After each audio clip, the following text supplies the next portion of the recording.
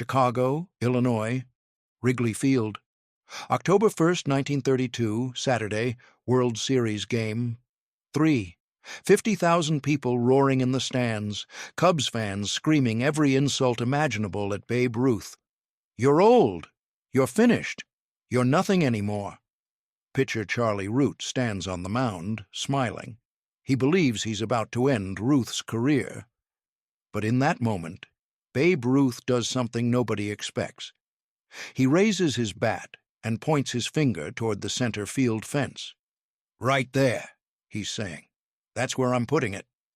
The stadium goes insane. Root laughs. "Go ahead, old man. Try." Is Ruth wrong, or is he making the most arrogant, most dangerous, most legendary prediction in sports history? New York City, September 28, 1932. 4 days before the moment that will define Babe Ruth's legacy. The Yankees have just clinched the American League pennant. They're going to the World Series for the 7th time in Ruth's career. But this time feels different. Ruth is 37 years old now. His body is showing wear. The legendary swing is still there, but slower. The power is still there, but inconsistent. He hit 41 home runs this season, impressive by any standard, but down from his peak years. The sports writers are already writing his obituary. The Babe's best days are behind him. Ruth's career is in its twilight.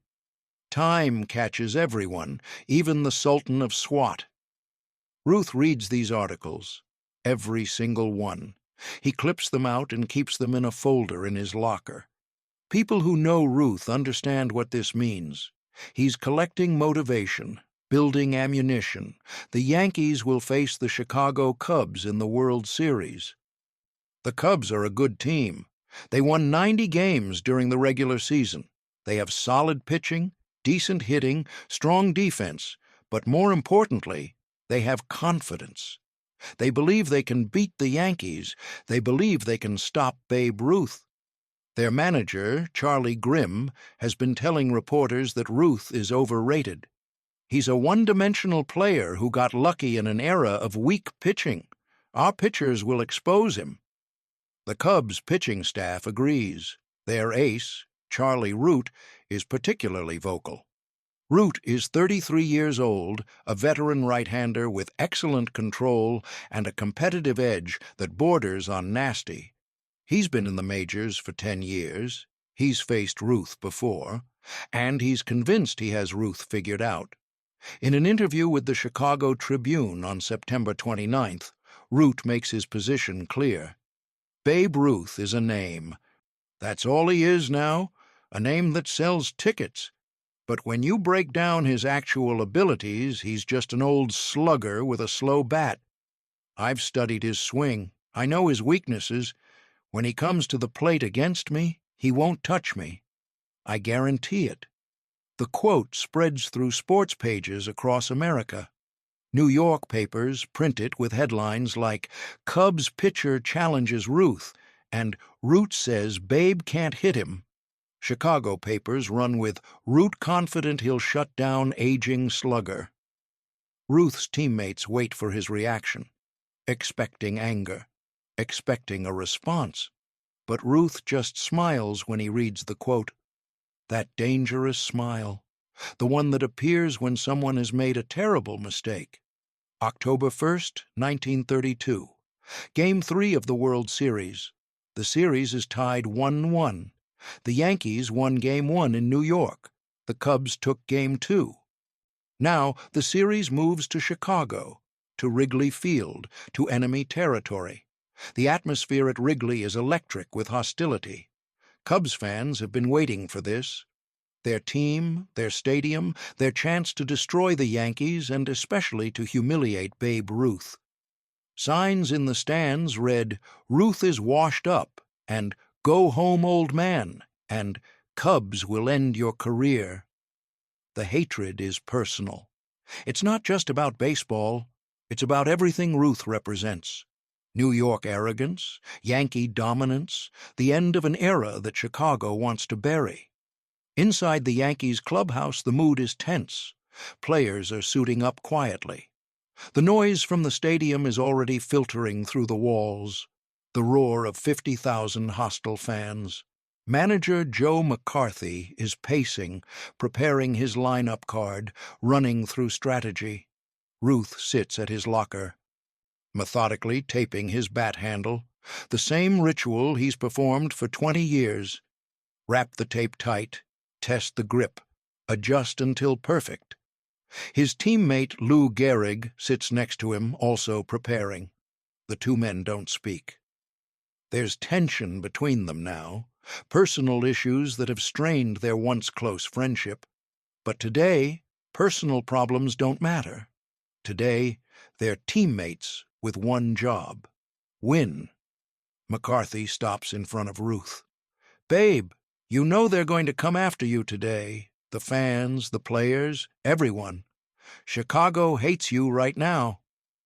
Ruth looks up, still wrapping tape. "Skip, they've hated me in every city. Comes with the territory." "This is different. I've heard things. The Cubs bench is planning to ride you hard, personal stuff. They're going to try to get in your head." Ruth sets down the tape, picks up his bat, tests the weight. "Let them try. Words don't hurt me. The only thing that matters is the scoreboard." McCarthy studies Ruth's face. Sees something there, that particular look. The one Ruth gets when he's about to do something spectacular or something stupid, and sometimes both at once. "Just don't do anything crazy out there." Ruth grins. "Skip, when have I ever done anything crazy?" 2 p.m., first pitch. Wrigley Field is packed beyond capacity. Every seat filled, people standing in the aisles, packed into every available space. The noise is deafening, a wall of sound that hits the Yankees as they take the field. The Cubs fans are ready. They've been drinking since morning. They've been planning their insults. They've been waiting for this moment. As the Yankees warm up, the jeering begins. But it's not directed at the team. It's focused, targeted. Every ounce of hatred is aimed at one man: Babe Ruth in right field. "Hey, Ruth, you're fat. Ruth, you're old. Go back to New York, you bum." Ruth ignores it, goes through his warm-up routine, catches fly balls, throws to the infield, professional, focused. But the Cubs bench isn't ignoring him. They're standing at the top of the dugout steps, shouting, the entire team participating in organized harassment. Cubs players are creative with their insults. They've done research. They know about Ruth's personal life, his struggles with weight, his age, his declining speed, and they use all of it, yelling things that would get them suspended in modern baseball. Ruth can hear every word. The right field fence is close to the Cubs' dugout. The acoustics of Wrigley carry sound perfectly. He hears it all. His teammates watch nervously, waiting for Ruth to snap, to respond, to get ejected before the game even starts. But Ruth does nothing, just continues his warm-up. Face neutral, giving them nothing. Inside, though, something is building. The Yankees bat first. Top of the first inning, the leadoff batter grounds out. The second batter strikes out. 2 outs. Then Babe Ruth steps to the plate for his first at-bat. The stadium erupts, 50,000 people booing simultaneously. The sound is physical, a pressure wave of hostility. Ruth walks from the on-deck circle to the batter's box, and every step is accompanied by screaming hatred. He steps in, plants his feet, looks at the pitcher. Charlie Root stands on the mound, 60 feet 6 inches away. Root is staring at Ruth with undisguised contempt. This is the matchup both men have wanted, the moment to prove their words. The umpire calls for play. Root winds up, delivers. Fastball, high and tight. Ruth doesn't swing. Ball 1. The crowd boos the call, insisting it was a strike. Root gets the ball back, sets, delivers again. Curveball, drops low. Ruth watches it pass. Ball 2. Now the crowd is angry, yelling at the umpire, claiming he's favoring the Yankees, favoring Ruth. The pressure is building. Ruth's third pitch is a fastball down the middle. Perfect strike. Ruth swings, makes contact, but it's not solid. Weak ground ball to second base. Easy out. Inning over. Ruth jogs back to the Yankees' dugout as 50,000 people celebrate his failure. The Cubs' bench goes wild, standing, yelling, mocking. "That's all you got, babe? You're finished. Can't hit Root." Root stands on the mound, arms raised in triumph like he just won the World Series. For one ground out. The game continues. Both pitchers are sharp. Runs are scarce. The Yankees score 1 in the third inning. Cubs answer with 1 in the fourth. The score remains tight. 1-1, then 2-2, then 3-3, back and forth. High-stakes baseball. Every pitch matters. Every at-bat is crucial. Bottom of the fifth inning, Babe Ruth comes to the plate for his third at-bat of the game. The score is still tied 3-3. The crowd has been relentless. 5 innings of constant harassment. "Ruth, you're too old. Go home. You can't hit." The Cubs bench has been even worse. Personal attacks, family insults, things that cross every line. But Ruth has remained silent. No responses, no reactions, just baseball. His first 2 at-bats resulted in a ground out and a fly out. Respectable contact, but nothing special. Nothing to justify his legend. Charlie Root is feeling confident. He's faced Ruth 3 times now, got him out twice, held him to weak contact. This is the moment Root has wanted, the chance to prove he was right, that Ruth is finished, that the legend is just an old man with a bat. Root's first pitch is inside. Brush back, sending a message. Ruth doesn't flinch, doesn't step back, just takes the pitch. Ball 1. The crowd roars approval. They love the aggression, love seeing Ruth get challenged. Root's second pitch is a curveball, catches the outside corner perfectly. Ruth doesn't swing. Strike 1. The count is 1-1. Root gets the ball back, takes a moment, stares at Ruth. Then he does something unusual. He speaks, loud enough for Ruth to hear. "You can't touch me, old man. You're done." The umpire hears it but doesn't intervene. This is the World Series. Let them play. Ruth's response is unexpected. He doesn't argue, doesn't get angry. He just smiles. Then he does something that will be debated, analyzed, and argued about for the next 90 years. He steps out of the batter's box, looks directly at Root, raises his right arm, points his bat toward center field, toward the flagpole, toward the deepest part of Wrigley Field. Then he points his finger. Clear, unmistakable, direct. The gesture takes maybe 3 seconds, but in those 3 seconds, 50,000 people understand exactly what Ruth is saying. "I'm going to hit your next pitch right there, to that exact spot, and there's nothing you can do about it." The stadium goes silent for 1 heartbeat, processing what they just witnessed. Then it explodes. Not with boos, with laughter. Mocking, disbelieving laughter. Did he just point? He thinks he can call his shot? The old man has lost his mind. The Cubs bench is howling. Players doubled over, laughing hysterically. This is the greatest comedy they've ever seen. Ruth, the washed-up slugger, trying to predict where he'll hit the ball, against Charlie Root. In the World Series. The arrogance is unthinkable. Charlie Root isn't laughing. He's angry, genuinely angry. How dare Ruth disrespect him like this? How dare Ruth make him a prop in his circus act? Root steps back on the rubber, grips the ball harder than necessary. His face is red, his jaw is clenched. He winds up, puts everything into this pitch. The ball leaves his hand. Fastball, middle high. The pitch is good. Not perfect, but good enough. Most batters would have trouble with it. But Babe Ruth isn't most batters. And this isn't a normal at-bat. This is legacy. This is history. This is the moment he's been building toward his entire career. Ruth's swing is perfect, not the wild uppercut hack that people expect, not the desperate lunge of an aging slugger. Perfect, compact, controlled, explosive. The sound of the bat meeting the ball is unlike anything the crowd has heard before. Not a crack, a cannon, a detonation.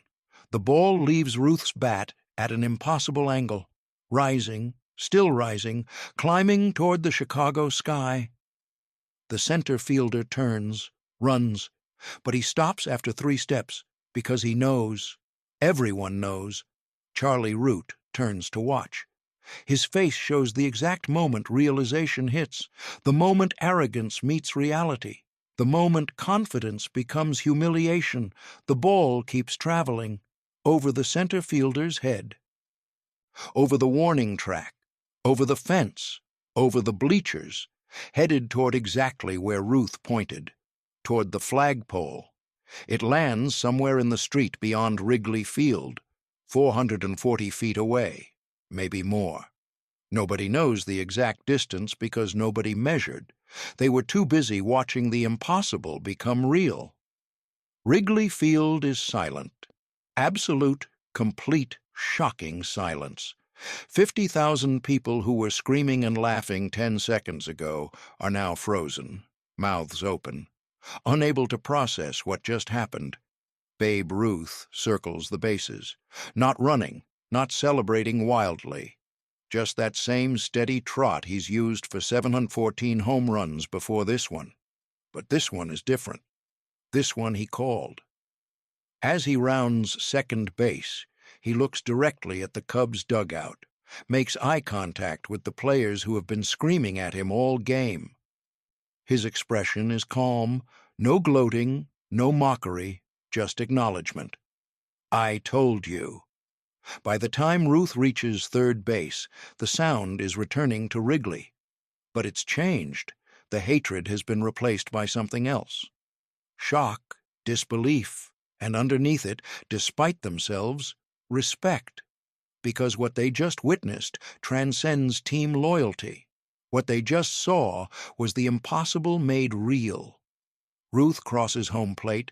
His teammates mob him. But Ruth doesn't celebrate long. He tips his cap to the crowd, acknowledging them. Then he returns to the dugout and sits down like nothing unusual just happened, like he didn't just perform the most audacious act in baseball history. On the mound, Charlie Root stands frozen, still processing, still trying to understand how this happened. He had Ruth. He had the count in his favor. He threw a good pitch, and Ruth destroyed it, exactly where he said he would. Root walks off the mound. His day is done. The Cubs manager is making a pitching change. Root's World Series is over. His confidence is shattered. His guarantee has been exposed as foolish. As he reaches the dugout, his teammates don't know what to say. What can you say? They all saw it. They all witnessed the prediction and the execution. The game continues. Yankees eventually win 7-5. Babe Ruth finishes with 2 home runs, including the called shot. Lou Gehrig also hits 2 home runs. The Yankees dominate. But nobody remembers any of that. The only thing anyone remembers is the moment, the point, the swing, the impossible prediction fulfilled. After the game, the locker rooms tell 2 different stories. The Yankees' clubhouse is celebratory but subdued. They know they witnessed something historic, something that will be talked about forever. Ruth sits at his locker, still in uniform, talking to reporters. "Did you really call that home run?" one reporter asks. Ruth's answer is careful. "I pointed at their dugout. I was telling them they couldn't rattle me." But the reporters aren't satisfied. "Some people say you pointed at the center field fence." Ruth just smiles. People can believe whatever they want to believe. In the Cubs clubhouse, the mood is dark. Charlie Root sits alone at his locker, refusing interviews. His teammates give him space. Manager Charlie Grimm tries to be diplomatic with reporters. It was a good pitch. Ruth just got lucky. But nobody believes that. You can't get that lucky. Root finally speaks to one reporter, briefly. He didn't call his shot. He was pointing at our dugout, at our bench. All this talk about calling it is newspaper fiction. The reporter presses him. But the ball landed exactly where people say he pointed. Root's face hardens. It was a mistake pitch. Good hitters capitalize on mistakes. That's all it was. Root will maintain this position for the rest of his life. He will insist until his death in 1970 that Ruth did not call his shot, that the whole story is exaggerated, that the legend isn't real. But 50,000 people were there, 50,000 witnesses, and while their memories might differ on small details, whether Ruth pointed once or twice, whether he smiled or stayed serious, they all agree on the essential truth. Babe Ruth indicated he would hit a home run. He indicated where it would go. And then he did exactly that. In the days and weeks following Game 3, the story grows. Newspapers run different versions. Some say Ruth pointed directly at the center field fence. Others say he pointed at the Cubs dugout. Still others claim he pointed at Charlie Root himself. Film footage of the game exists, but it's grainy, shot from a distance. You can see Ruth raise his arm. You can see him make a gesture. But you can't definitively prove what he was pointing at, and that ambiguity becomes part of the legend, part of what makes it eternal. The Yankees go on to sweep the Cubs 4-0 in the World Series, Babe Ruth's last championship, his final triumph before retirement. But the called shot becomes more famous than the championship itself. It becomes the defining moment of Ruth's career, more famous than his 60 home run season, more famous than his pitching victories, more famous than anything else he ever did on a baseball field, because it represents something beyond baseball. It represents the ultimate confidence, the absolute belief in your own ability, the courage to make a prediction that will either make you a legend or a fool with no middle ground, and the skill to back it up. Over the following decades, the debate continues. Did he call it or didn't he?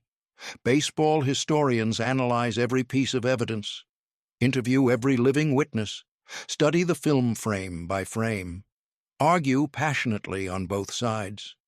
Some witnesses swear Ruth pointed at the fence. They describe the gesture in detail, the way he raised his bat, the way his finger extended, the look on his face. They say there's no doubt it was deliberate, it was clear. Others claim Ruth was just gesturing at the Cubs bench, responding to their harassment, that the home run was coincidental, that people added the pointing at the fence detail later because it made a better story. But Charlie Root's reaction tells its own story. Root wasn't angry because Ruth gestured at the bench. Root was humiliated because Ruth predicted the home run and delivered. You don't carry that kind of anger for 38 years over a simple gesture. You carry it because someone made you a footnote in their legend. In 1948, 16 years after the game, a radio interview asks Babe Ruth directly, "Did you call that shot?" Ruth, now retired and in declining health, gives his most direct answer. "I didn't exactly point to any spot, but I did want to give the fans something to talk about. I wanted to show them I could still hit. So I kind of indicated to Root that the next one was going out." And it did, right where I was thinking it would go. It's the closest Ruth ever comes to confirming the legend, not quite admitting he called it, not quite denying it either, keeping the mystery alive, keeping people talking, because that's what Babe Ruth does. He creates moments that transcend sports. that become mythology, that live forever. Charlie Root dies in 1970, still insisting the called shot never happened, but his insistence only strengthens the legend. Because if it really didn't happen, why did he spend his entire life fighting against it? The truth, as always, exists somewhere between the extremes. Babe Ruth made a gesture. That's undeniable. Whether he was pointing at the fence or at the dugout or at Root himself, we'll never know with complete certainty. But we know this: he did something to indicate confidence. He did something to show he wasn't intimidated. And then he hit the most important home run of his career to the deepest part of the ballpark. And that's enough. That's what makes it legendary. Not the exact details, not the provable facts, but the audacity of the moment, the courage to risk everything on one swing. October 1st, 1932, Wrigley Field. Game 3 of the World Series. 50,000 hostile witnesses, one aging slugger, one overconfident pitcher, one gesture that might or might not have been a prediction, one perfect swing, one impossible home run, one moment that defines courage in sports forever. Did Babe Ruth call his shot? Maybe. Probably. Almost certainly. But whether he did or didn't, he created a moment so powerful that 90 years later, we're still talking about it, still debating it, still analyzing it, and that's the real magic. That's the real legend. Not that he hit a home run, that he made us believe impossible things could happen if you were brave enough to declare them first.